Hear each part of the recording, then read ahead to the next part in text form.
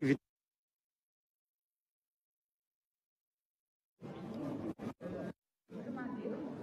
valeurs humaines et civiques avez-vous apprises à l'école pour transmettre à la jeune génération de ce pays?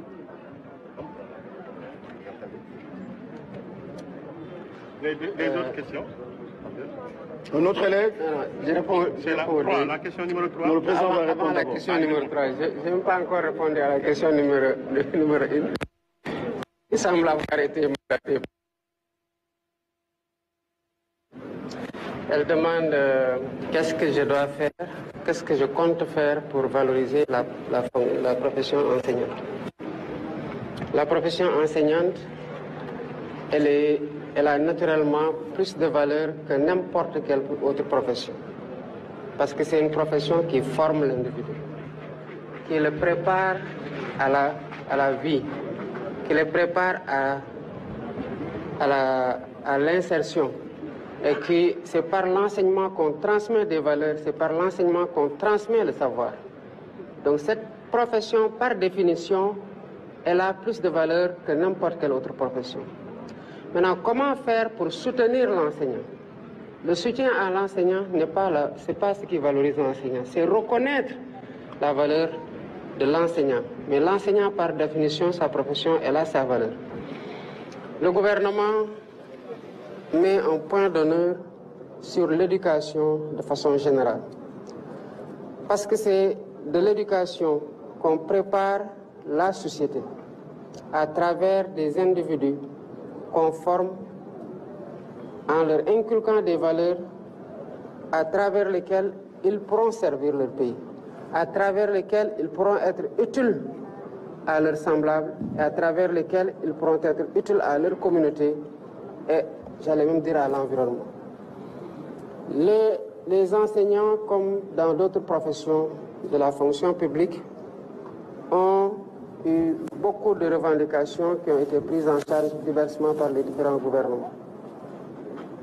Nous entendons poursuivre le dialogue avec eux pour que ce que le ministère et le gouvernement ont retenu comme action fondamentale, à savoir faire de l'éducation un moteur de la transformation économique et sociale de ce pays-là, qu'on puisse le mener dans un cadre de sérénité qui préserve l'élève à travers des enseignements qui sont délivrés de façon continue pour que les quantums soient respectés et pour que les élèves, au fur et à mesure de leur processus, bénéficient des curricula qui ont été définis pour effectivement les moduler selon le métier qu'ils veulent faire, mais selon aussi des valeurs. Et cela me permet d'embrayer sur la deuxième question. Qu'est-ce que j'ai appris à l'école comme valeurs humaines et civiques que je compte transmettre? Je dirais d'abord l'humilité. C'est d'arriver dans une classe et de trouver une personne qui a fait le parcours que vous avez fait et qui a peut-être des décennies et des décennies d'expérience dans la transmission du savoir. Et vous vous mettez en position de devoir recueillir, de n'avoir presque pas beaucoup de choses, sauf dans le cadre d'interactions, de questions par moments complexes pour les professeurs que vous avez à leur poser, mais en attendant qu'ils vous donnent la réponse qui, en principe, est censée vous satisfaire parce qu'il a le savoir. Quand vous êtes devant quelqu'un qui en sait plus que vous, qui connaît plus que vous, qui a vécu plus que vous et qui est disposé à vous transmettre, j'allais presque dire gratuitement parce que ce métier, ce qu'on reçoit, c'est inestimable, on ne peut pas le payer. Évidemment que vous apprenez à être humble.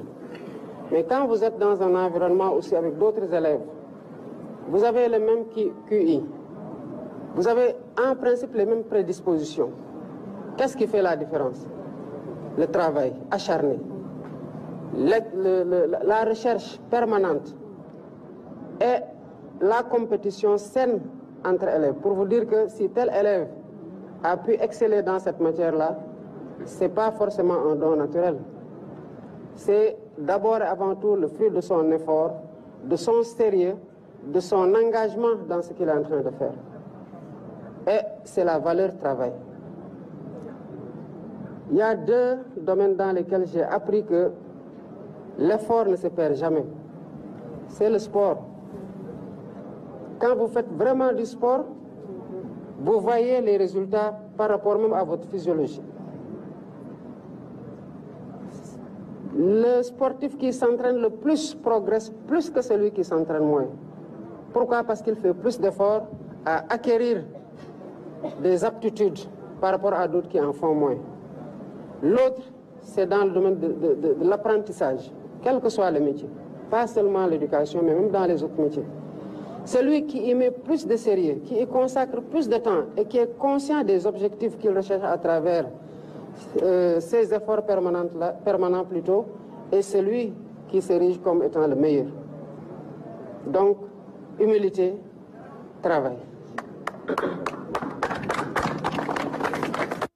La troisième question. C'est ici. Vous voulez parler devant. Bonjour, Monsieur le Président. Reculez. L'immigration irrégulière est, comme vous le savez, devenue un fléau dans ce pays. Quel conseil donnez-vous aux élèves pour qu'ils poursuivent leurs études et continuent de croire en eux? Après le drame de Mbour, je crois, de Saint-Louis, il y a un rescapé. Il y a eu plusieurs morts et il y a un rescapé que j'ai suivi qui a 17 ans, qui dit qu'il est encore plus déterminé, malgré ce qu'il a vécu, malgré les morts qu'il a vues, à repartir. À 17 ans, il dit pourquoi il prend autant de risques, parce qu'il veut réussir. À 17 ans, on n'a pas encore échoué. À 17 ans, on n'a pas encore échoué, parce qu'on n'est même pas encore majeur. Il faut que dans les familles, dans la société, qu'on valorise autre chose que le matériel. C'est respecter les autres membres de la famille qui n'ont pas une réussite matérielle, mais qui incarnent des valeurs, une exemplarité, et qui forcent le respect parce qu'ils ne volent pas, ils ne mentent pas, ils ne transgressent pas les règles de vie en société. Mais l'immigration semble être aujourd'hui n'être motivée que par la recherche de l'argent. Que par la recherche de l'argent, que par la recherche du bien matériel, que par la recherche du confort, que des choses éphémères. Si une société est bâtie dans le cadre de cette compétition-là, évidemment toutes les valeurs basculent, y compris la valeur fondamentale, à savoir le respect de la vie humaine. Et ceux qui étudient, ils doivent avoir de la patience et savoir qu'il y a un temps de formatage, d'apprentissage, d'acquisition d'expérience, de recherche du travail, de recherche dans l'auto-emploi, avant de considérer qu'il faut aller dans ce péril de l'immigration clandestine, qui, même en dernier ressort, ne doit pas être une solution. L'autre chose, c'est que les pays-là dans lesquels ils vont, mais il n'y a que des humains qui sont là-bas. Leur pays n'était pas là-bas. S'ils s'étaient enfuis, qu'ils avaient quitté ces pays-là, ils ne les auraient pas bâtis. Ils sont restés, ça a été difficile. Ils ont connu les guerres, ils ont connu la dictature. Ils ont connu la famine, ils ont connu la pauvreté. Mais ils sont restés, ils se sont serrés la ceinture et les coudes. Ils ont travaillé pour changer le visage de leur pays. Nous devons croire qu'ici aussi, c'est à nous de faire la même chose pour bâtir notre pays. Il n'y a pas de miracle. Ce n'est pas des djinns, ce n'est pas des anges. Non, c'est l'effort et l'objectif commun que nous devons avoir de faire progresser notre pays. Et ça, au quotidien, chacun doit se considérer comme étant celui dont dépend la transformation systémique à laquelle nous avons appelé pour changer radicalement les choses au Sénégal. Quatrième question.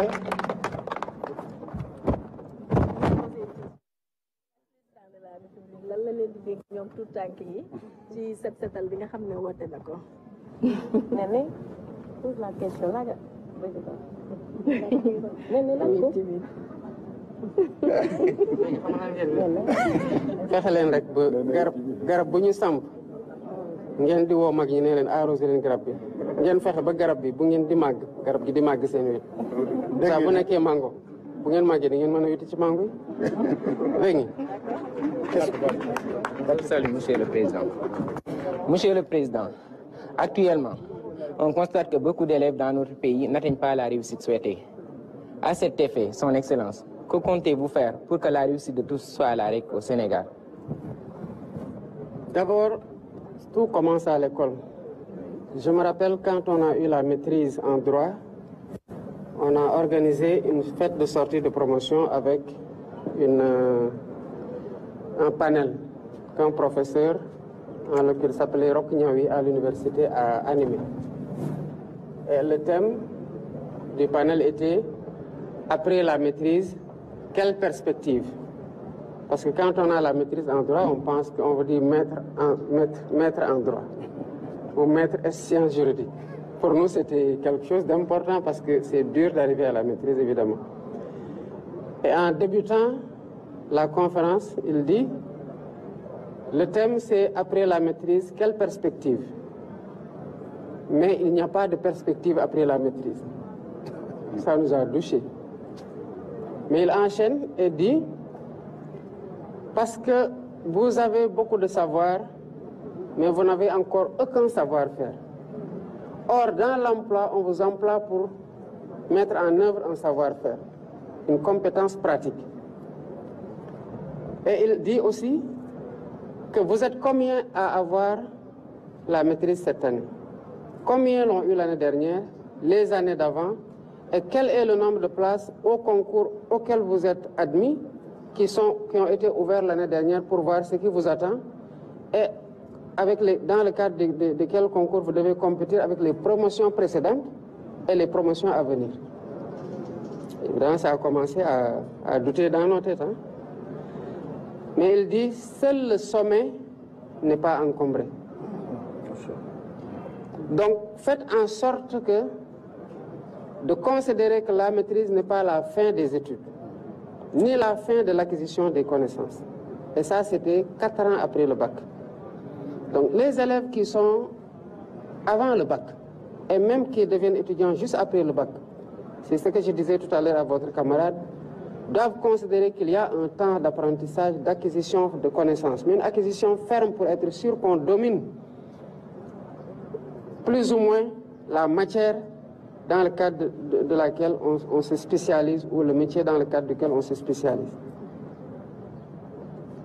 Le premier effort, c'est au niveau des élèves, c'est au niveau des apprenants, c'est au niveau des jeunes. C'est d'avoir un métier. Parce que beaucoup de jeunes qui vous disent qu'on veut travailler, on veut aider nos parents, c'est bien noble. Mais l'essentiel d'entre eux, quand vous leur demandez qu'est-ce que vous savez faire, ils vous disent si le mot de frek baax na, l'essentiel bu ma toog. Mais foo koy defee ak lan ngay def nooy defee loo mënul. Vous comprenez? Le gouvernement est en train de travailler à stabiliser déjà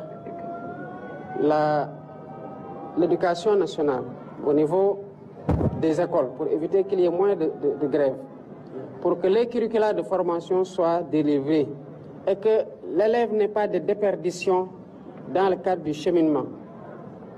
Jusqu'au moment où il arrive au bac, qu'on soit sûr que le quantum horaire dont il devait bénéficier, il en a bénéficié et qu'il a vu toutes les matières.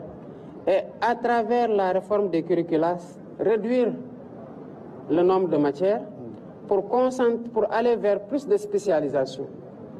Et que le système permette moins de généralisation.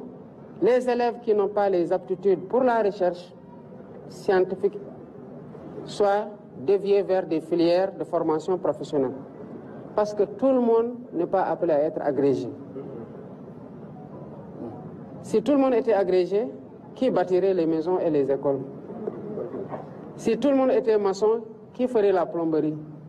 Si tout le monde était plombier, qui ferait la peinture? Donc un pays a besoin de compétences affirmées dans tous les métiers dont nous avons besoin pour bâtir un pays. Et c'est pour ça que les filières professionnelles sont importantes. Et la formation technique et professionnelle est un point d'honneur pour le gouvernement. Et nous allons y consacrer tous les efforts qu'il faut pour que les jeunes soient déjà bien formés. Parce que régulièrement, les gens cherchent des compétences qui manquent. Parce qu'il y a moins de formation. Donc permettre aux élèves d'étudier correctement, en toute sérénité, leur permettre, en découvrant leur passion, de l'exercer et d'être parmi les meilleurs au monde. Et en ce moment-là, quand des opportunités d'emploi se présenteront et nous y travaillons dans le cadre de l'attrait des investissements, de l'appui au secteur privé et même à travers les programmes publics qui sont déroulés. Le pays-là est à construire. Nous avons énormément d'infrastructures à rattraper parce qu'il y a un grand retard. Que ces élèves, ces jeunes puissent avoir un métier qu'ils pourront faire, une compétence qu'ils pourront faire valoir auprès des entreprises qui créent les emplois et d'autres seront absorbés par la fonction publique. Monsieur le Président, c'est le mois national de l'alphabétisation. Il y a un élève qui voulait poser une question en langue nationale. Est-ce que l'élève est là?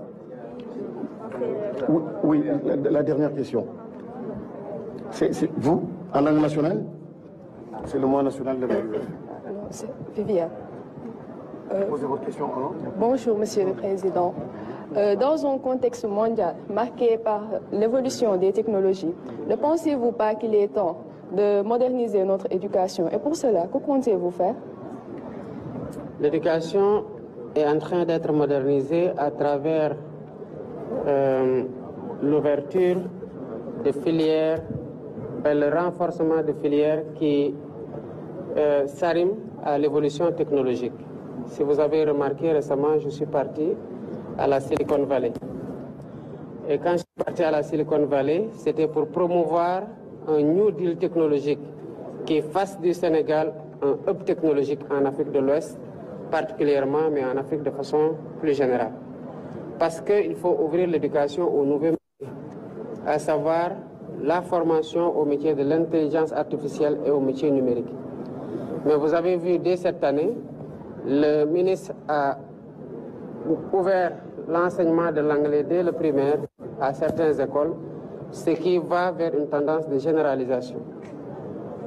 Toutes ces dispositions qui sont prises, en plus des infrastructures qui doivent être mises dans les normes à travers la construction pour remplacer les abris provisoires et permettre que, à travers une connexion permanente, partout que des gens puissent intervenir à distance, entre dans le cadre de la modernisation de l'éducation. Évidemment, le ministère, en relation avec ses services, va continuer à déployer le programme pour que partout au Sénégal, les élèves et les étudiants puissent bénéficier des mêmes opportunités de formation. Et des mêmes... Dernière question en CRR. Et pourquoi en CRR? Parce que le président est sérieux. Monsieur le Président, Chinyam Simnonga, Wok Foyonof, Inuenandal Nang, no École fe Baftona. Anda à part Chono qui a élève Hengomayo, Imbuku Ando, Harowa Gofi pour Chono Kaga, Ambajo. La Achang Michi, for École, Kayon for Chono.